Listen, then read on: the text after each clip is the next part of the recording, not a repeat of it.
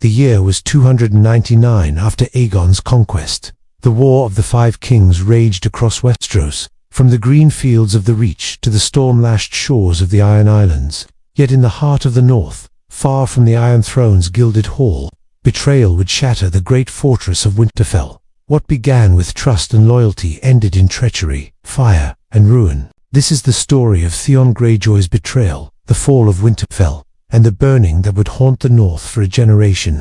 Stay with us as we unroll the scrolls of history and uncover the true tale of the battle at Winterfell. Welcome, noble listeners, to the archives of West. If you are new here, join us as we walk the shadowed corridors of history, where every stone holds a memory and every banner tells a story.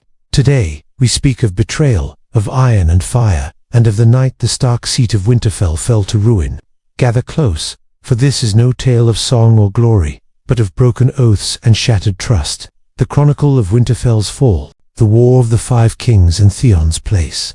The War of the Five Kings had begun as a contest of crowns, yet it swiftly became a struggle for survival. In the north, Robb Stark, the young wolf, won victory after victory against the Lannisters, humbling their hosts at River Run and the Whispering Wood. But his victories stretched his strength thin.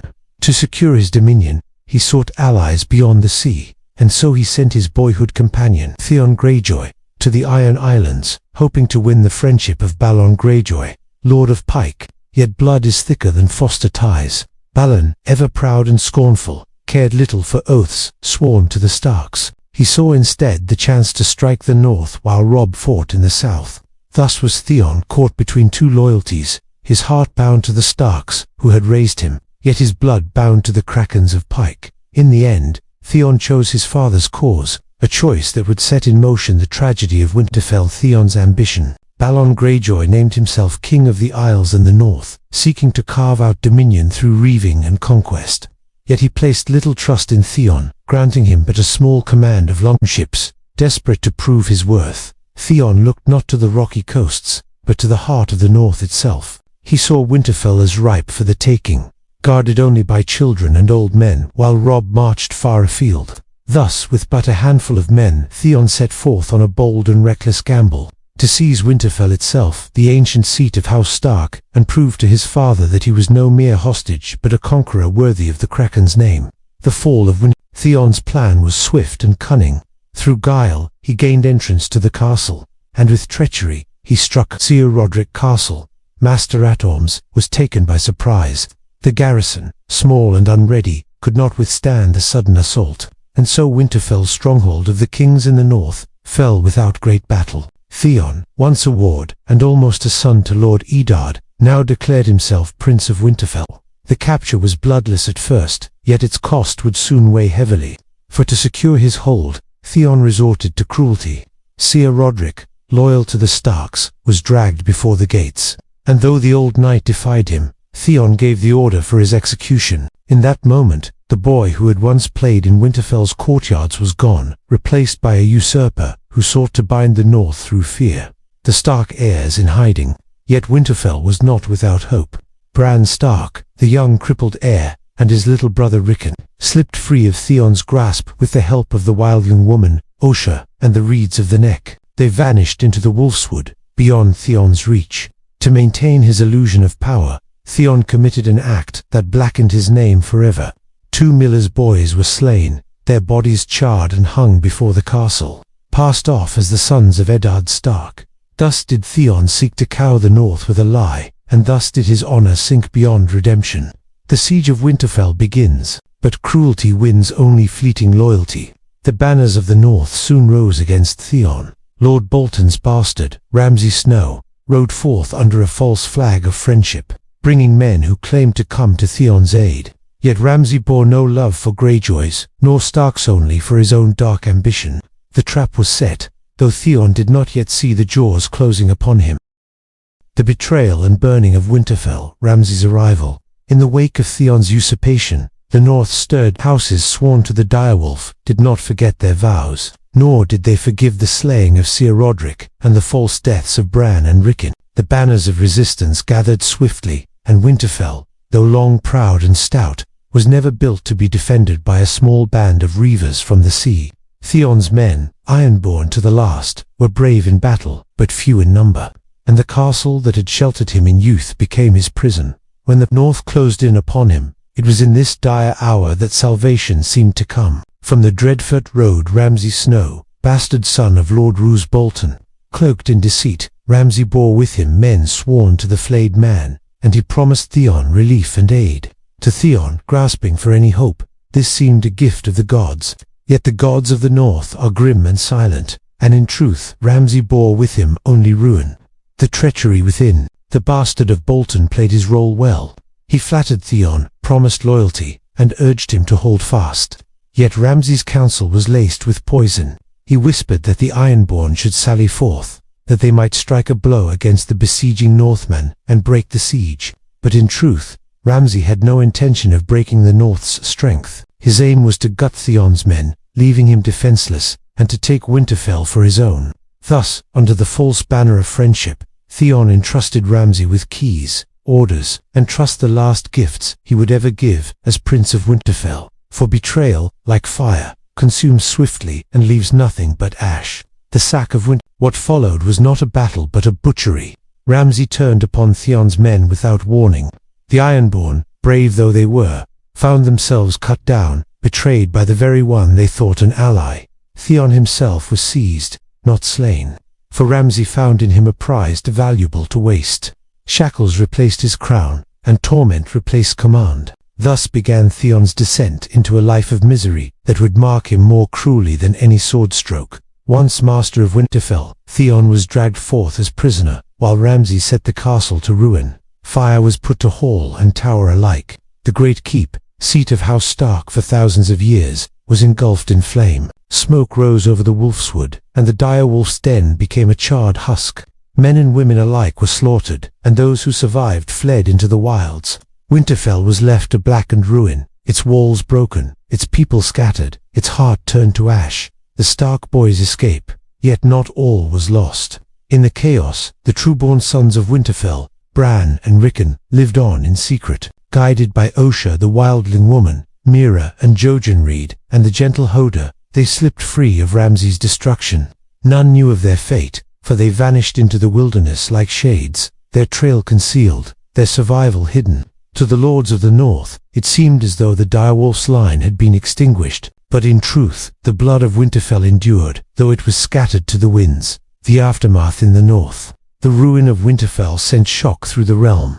To the Northmen, the sight of their ancient heart laid waste was a wound to the spirit as much as to the land. Some blamed Theon Greyjoy, whose folly had brought the Kraken into their midst. Others cursed Ramsay Snow, whose cruelty exceeded that of any river. Yet none could deny that Winterfell, once thought impregnable, had fallen not to armies but to betrayal and fire. The Ironborn who survived slunk back to the sea, broken and leaderless. Their brief conquest turned to naught but shame. Theon Greyjoy was carried off to the Dreadfort, there to be broken in body and spirit, remade by torment into the wretched creature later called Reek. The Stark bannermen, bereft of their lord's seat, returned to their holdings in sorrow, awaiting the day when a true wolf might rise again. The symbolism of the fall. The burning of Winterfell marked more than the ruin of stone walls. It symbolized the shattering of the North's unity. For generations, the Stark name had been a beacon to their people, a promise of justice and strength. But with the castle in ruin and the heirs scattered, many wondered if the line of the kings of winter had truly ended. In the south, the war raged on. Yet in the north, despair settled like a frost. The direwolf had been driven from its den, and the Kraken and flayed man danced upon the ashes. The legacy of the burning of Winterfell. The war beyond the walls of Winterfell. When Winterfell fell, it was not only stone and timber that burned, but the very order of the realm. For the north, long seen as steadfast and unshakable, was thrown into disarray. Robb Stark, crowned king in the north, still fought far to the south in the Riverlands. Word reached him slowly, like a raven flying against a storm. His ancestral seat had been taken, then lost, then left in ruin. His brothers were thought slain, his bannermen divided, and the great keep he once called home was blackened rubble. For the lords of the north, the loss of Winterfell cast long shadows. Without a Stark upon its throne, many wondered whom to follow. The Umbers, the Manderleys, the Glovers, and the Ricewells, Each bore their own griefs and grudges. Some called for vengeance upon the Ironborn, others upon Ramsay and his dread father, but few possessed the strength to act, for the war had drained their coffers and cost them their sons.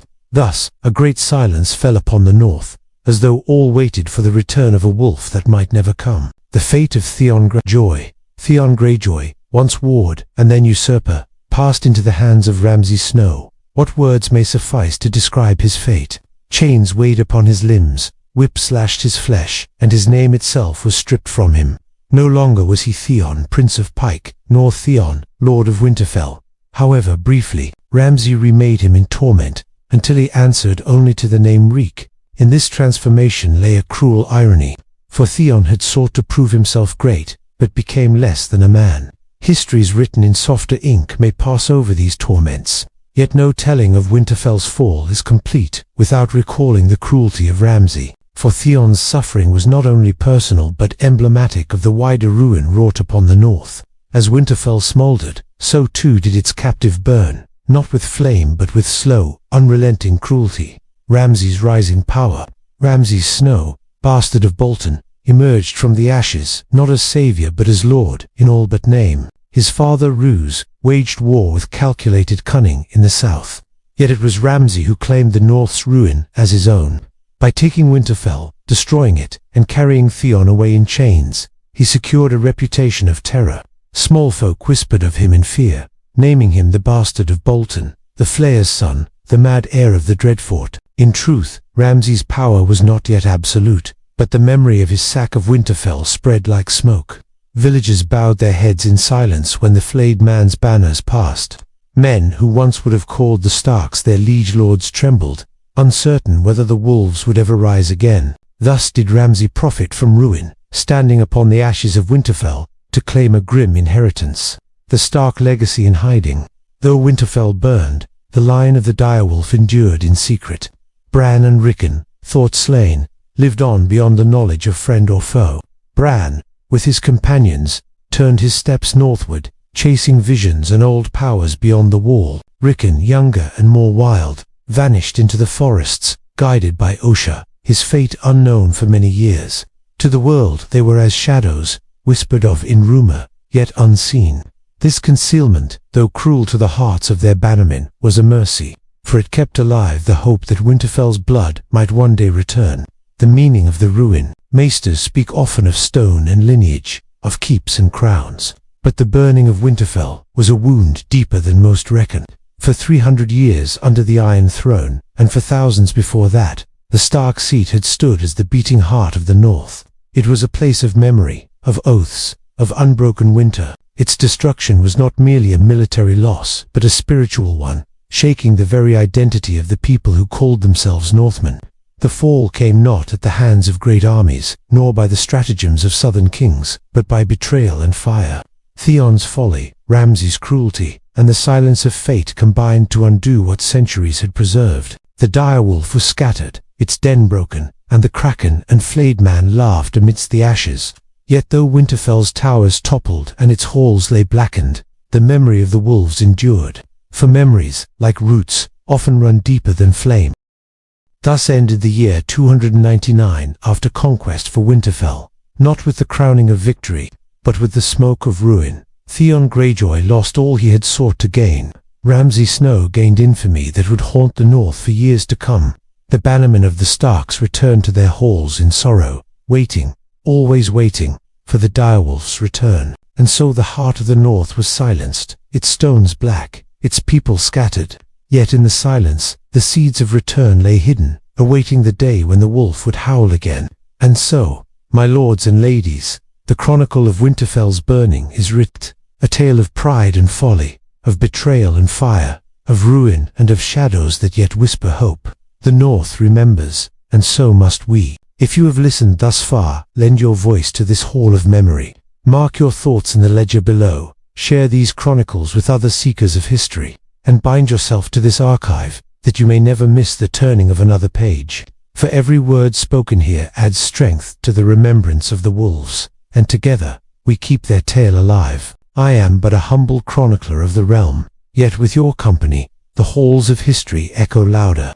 Until the next telling, Keep watch, and remember, the North always remembers.